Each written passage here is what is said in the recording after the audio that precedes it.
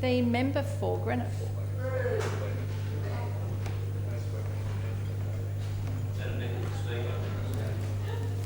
It gives me great honour to address this assembly. For Peter Watson, who's run a few long races in his life, and myself run a lot of long races, and today is probably the longest race I've had. Been a few false starts, but it's great to be able to get to say what I want to say. I represent the electorate of Greenock, very famous electorate in Western Australia, an electorate which has a history which goes back to the middle of the 19th century. But before I talk about that electorate, I'd like to talk about the name Greenock and why the seat is called Greenock. It's named for George Beres Greenock. George Beres Greenock was a president of the Royal Geographical Society. In fact, George Beres Greenock originally was George Beres. He lost his parents in his early years and was raised by his paternal grandfather, whose last name was Greenock. And George Beres Greenock thus became his name. It's unfortunate that the Attorney-General isn't in the Assembly at the moment, because I'd like to thank him for inspiring me in the sense of providing some history to this gathering. Because history is very important when we consider politics in Western Australia. The first reference I can find to the seat of Greenock has as the member one George Shenton Jr., and the reference is in 1870. In fact, it's recorded in the parliamentary debates. And George Shenton Jr., who was the son of one George Shenton, who was a prominent business person in Champion Bay at that time, Champion Bay, otherwise known as Geraldton, championed, if I can use that word, in this House, two very strong things that he believed in for Greenock, for his part of the world.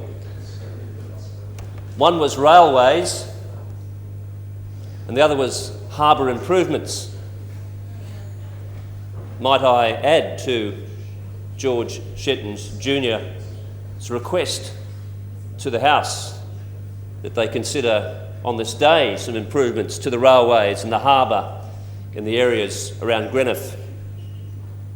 Situation for that perhaps has changed, but given the times that we live in, certainly continue to be needed. Railways and harbour improvements. The other cause that George Shenton Jr. was particularly strong on was providing free land to Aboriginal communities. There are some echoes in this House to this very day of some of those causes. Might I humbly suggest to the members, to this House, that on all sides of politics we need to do a lot more work with our fellow members of this community of Western Australia. Might I stay on the track of history by speaking of William Traylon, who was the first elected member of Greenock. William Traylon was elected in the Legislative Assembly elections of 1890. And I refer to the Attorney-General's notes this morning when he was talking about the one vote, one value bill that he has before the House. William Traylon is probably not a name that many of you are familiar with. I certainly wasn't familiar with it. William Traylon was elected unopposed for his first 4 years in government. In the next election, William Traylon did have an opponent. And while we're talking about one vote, one value, and electorates of considerable size or lesser size. The electorate of Greenough in 1894 had 112 voters. 112. William Traylon won the election by one vote. He received 56, his opponent 55, there was one informal. My ascension to the member for Greenough was by a slightly larger margin, but nevertheless, probably just as nerve-wracking as William Traylon's one-vote victory. If I may be permitted to quote Mr. Acting Deputy Speaker, a comment that William Traylon made in his maiden speech to Parliament. We all come here inspired with one common feeling of patriotism. I believe it's the case. I'm certainly inspired by it, and while I might have some differences with members of government, or even sometimes with members of my same party, I'm inspired by patriotism. I think it's a wonderful thing. And if I might allude to yesterday's swearing in and the address by the Governor, I and other members of this House had the privilege of meeting with the Governor at Government House. And tradition of Parliament is incredibly important. It enables us to perform our jobs in a privileged manner. And while some of the circumstances, some of the pomp, if you like, some of the ceremony may seem to many people unnecessary, I believe that tradition is one of the great underpinnings of this Assembly and the Westminster system, a fantastic basis for the government we have. And it has enabled us, all of us gathered here, hopefully to represent our constituents.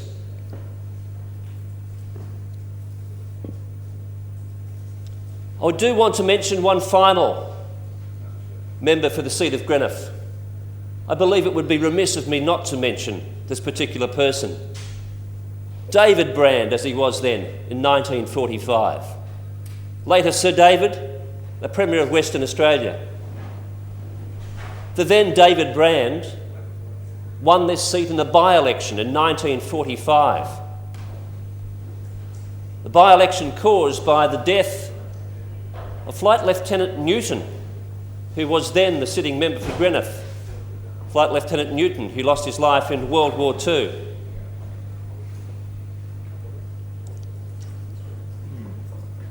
David Brand, at that point, was the first member of the Liberal Party, the first member of the Liberal Party to be elected to any parliament in Australia.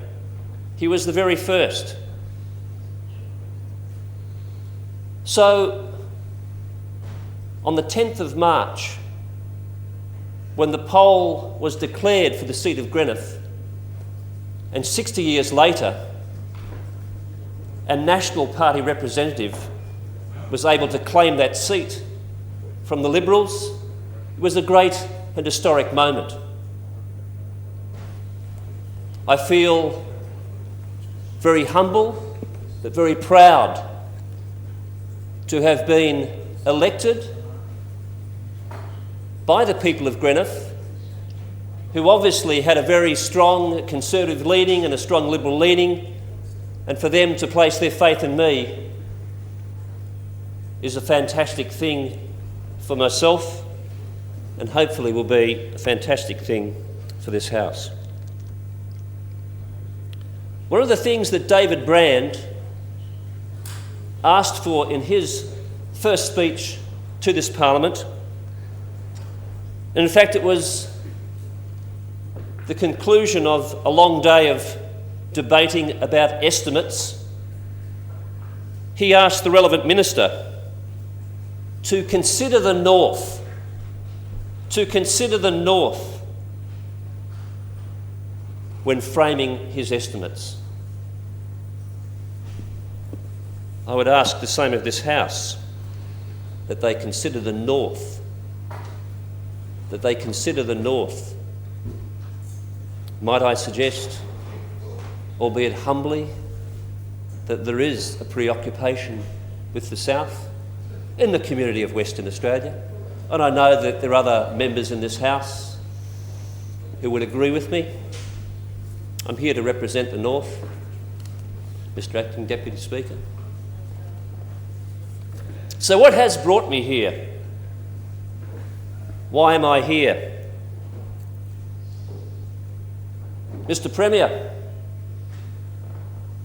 we had the great privilege of working together at Murdoch University.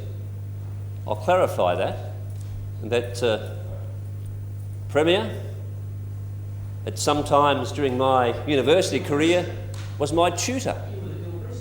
No, I wasn't the Guild President. In fact, I was the Warden for Convocation, which, for those of you who may be unaccustomed to that speech, has nothing to do, or that part of the speech has nothing to do with naval matters or even navel gazing. It is, in fact, the title given to the person who heads the alumni body at Murdoch University. The person is probably called the President of the Alumni now, but at that point, Mr. Premier, I was the Warden for Convocation. I thank you for your early inspiration at Murdoch University, and no.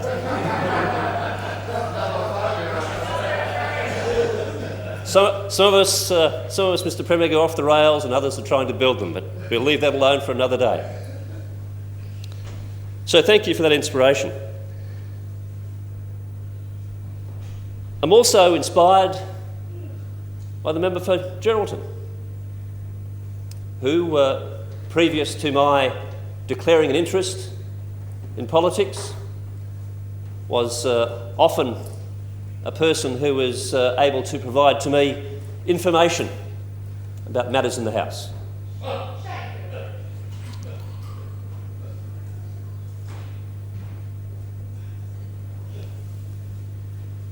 One of the things which I think is important, and I mentioned the North, one of the things that I think is terribly important for this House to contemplate, for the members here to contemplate, is the reality of the drift to our major regional centres and the very much Rome-like state of Western Australia, that all roads lead to Perth and nothing decent or good can happen in any other part of Western Australia.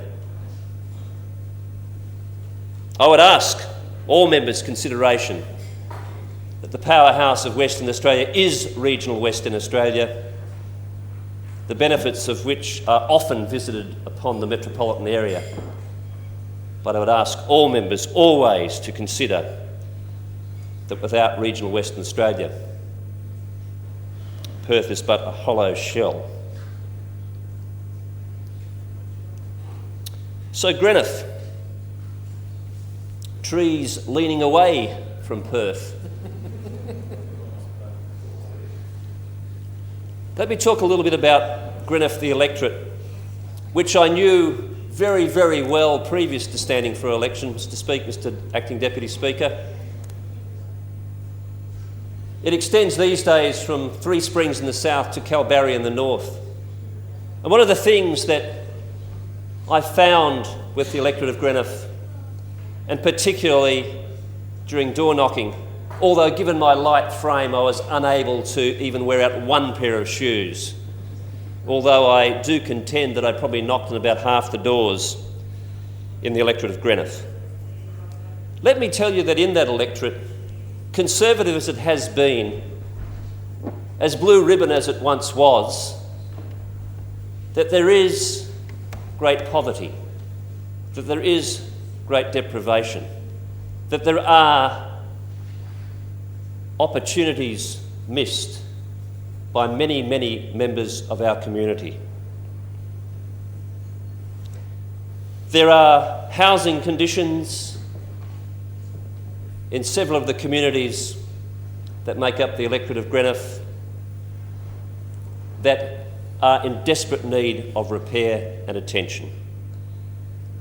There are people living, might I suggest, below the poverty line in the electorate of Greenough, and it is a situation which should not be allowed to continue. I ask the House, on both sides of the House, to look at housing in Western Australia as a priority. I've heard the previous member for Central Kimberley-Pilbara talk about housing in his particular seat.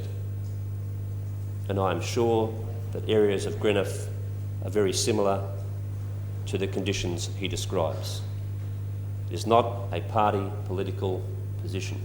It is a reality that we do need to deal with.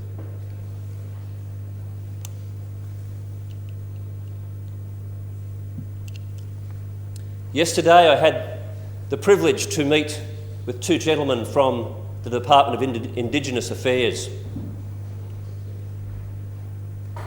In the electorate of Greenough, roughly 8% of the population is Indigenous. Might I suggest to you, Mr. Acting Deputy Speaker,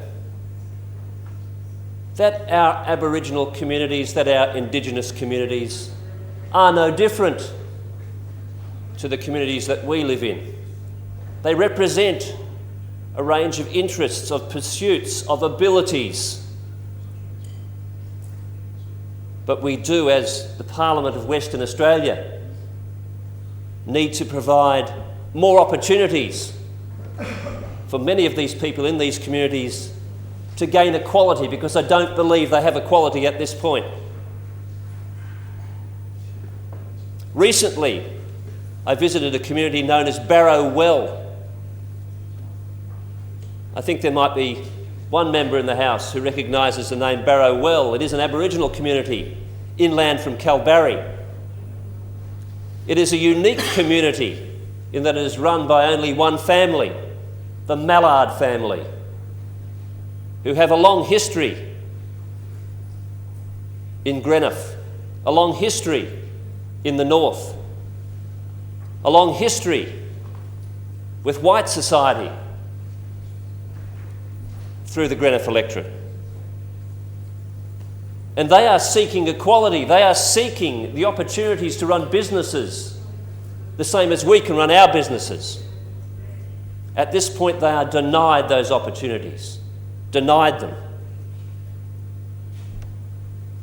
Can I say to the House that the member for Geraldton and myself will work in tandem to try and create opportunities for disadvantaged communities, both in the electorate of Geraldton and in the electorate of Greenough, because these are not political issues. These are issues of social and educational equity. I'm reminded, in a historical sense, of a previous governor of Western Australia, Governor Fitzgerald, who travelled through the Greenough region. It was in the late 1840s. He'd travelled north on the recommendation of the explorer A.C. Gregory, who had found what he believed to be some reasonably strong ore bodies of copper. Governor Fitzgerald travelled north and visited these ore bodies for himself to see if he was convinced that there were business opportunities. Business opportunities go back a long way in Western Australia. Government involvement in business opportunities go back a long way.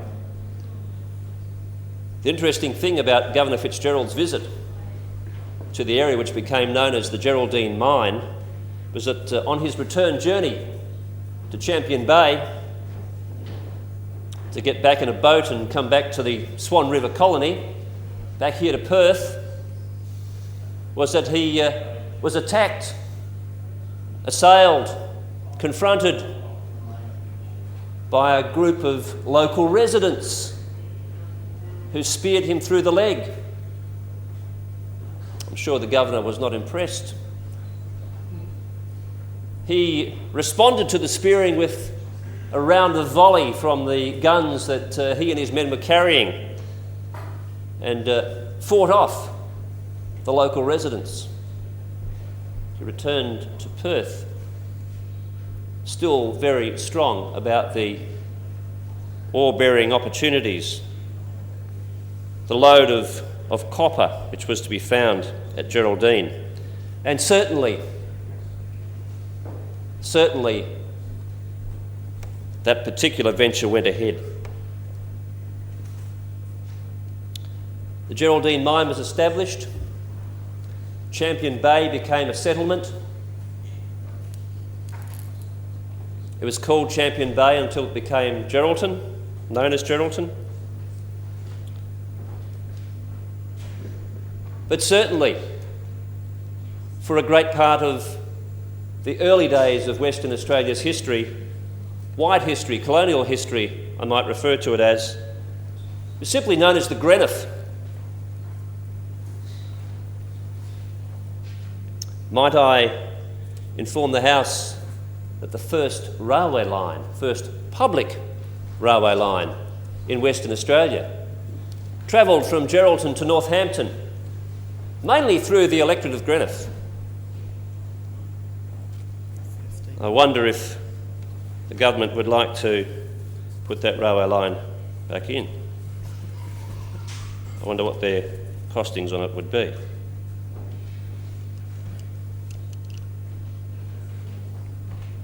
Can I refer to the issue of health, which was raised by a previous speaker? I want to refer to one area of health in particular, that is to mental health and the difficulties faced by people caring for family members who have basically been thrust upon their family by lack of government funding, consideration, whatever it may be. Some may say fair enough. The difficulty is with the majority of carers is that they are ageing. They are ageing and there is no support for them. And so their own mental health, their own mental welfare is at stake here. Members, once again, this should not be a political issue. It should be an issue of social equity, an issue of compassion, an issue of recognition that government has the responsibility, not just to those who may have mental health problems, but to those who are sharing the burden, in fact, shouldering the burden of responsibility. And in the main, these are family members who do so virtually without any support.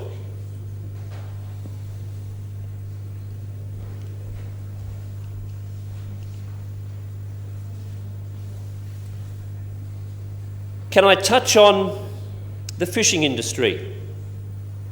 I know the member for Moore and I share a common boundary, and the fishing industry along what is, I think, popularly known as the Batavia Coast, or there have been other commercial suggestions that it become the Coral Coast, but I think popularly known as the Batavia Coast, that the commercial fishing industry along that coastline, the Western rock lobster industry, is the most important and the singularly most commercially successful single species fishery in Australia.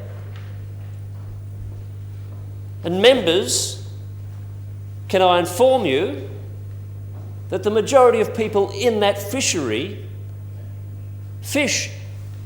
Thank you very much. They do. They catch fish on a good day.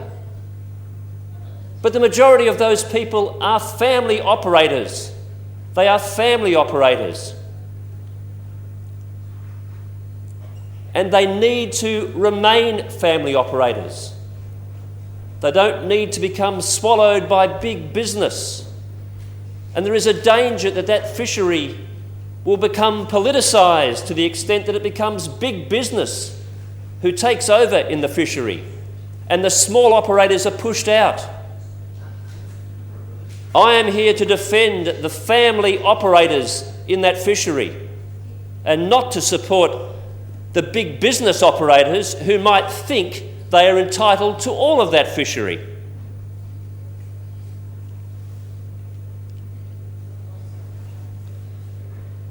The population of Greenough continues to grow, particularly in the urban fringe of Geraldton.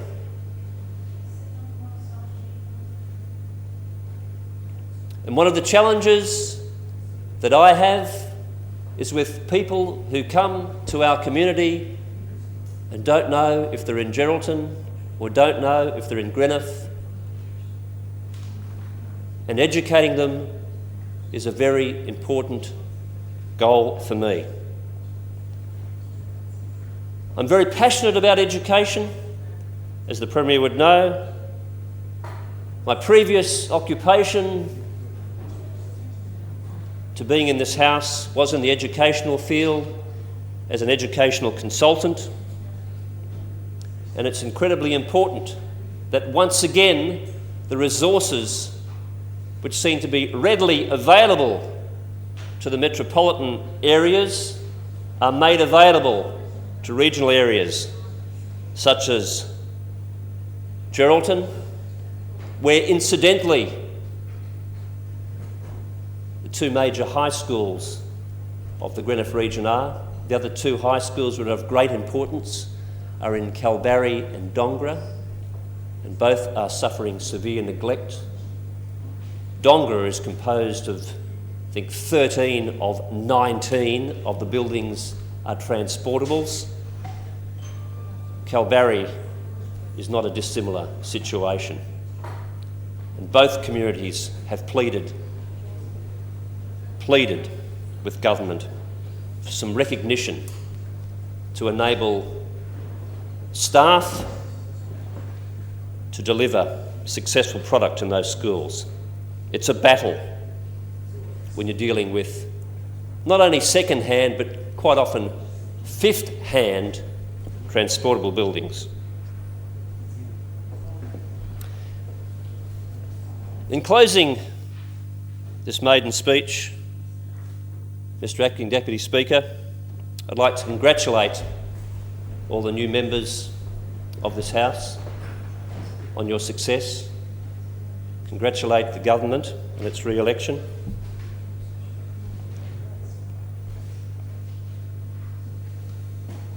There are some people who I would like to thank.